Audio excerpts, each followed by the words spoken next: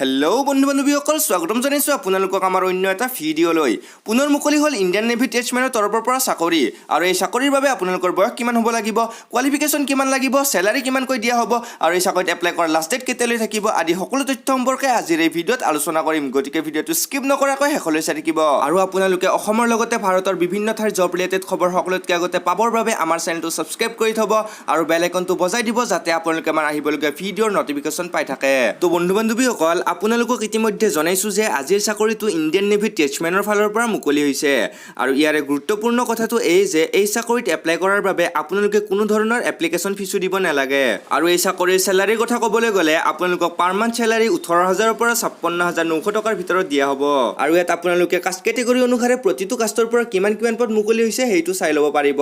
আপোনালোকে এবাৰ চাই ল'ব।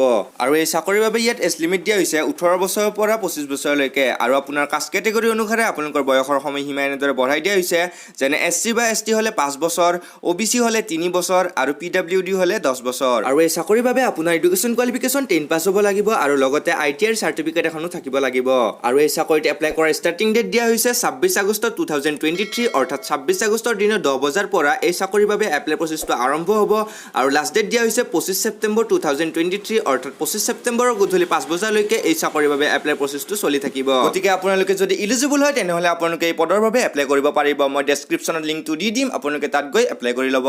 আৰু যিহেতু এই পদৰ বাবে কোনো ধৰণৰ এপ্লিকেশ্যন ফিজো নালাগে, গতিকে মই ছাজেষ্ট কৰিম যে আপোনালোকে নিশ্চয় এই পদৰ বাবে এপ্লাই কৰক। তো বন্ধু-বান্ধৱীসকল, আশা কৰোঁ আজিৰ ভিডিঅ'টো নিশ্চয় আপোনালোকৰ কামত আহিছে আৰু আপোনালোকৰ বন্ধু-বান্ধৱীৰ সৈতে ভিডিঅ'টো শ্বেয়াৰ কৰিব। আৰু এনেকুৱা জব ৰিলেটেড ভিডিঅ' সকলোতকৈ আগতে পাবৰ বাবে আমাৰ চেনেলটো ছাবস্ক্ৰাইব কৰি থ'ব। শেষলৈ ভিডিঅ'টো চোৱাৰ বাবে আৰু মোক মৰম ভাল পোৱা দিয়াৰ বাবে ধন্যবাদ।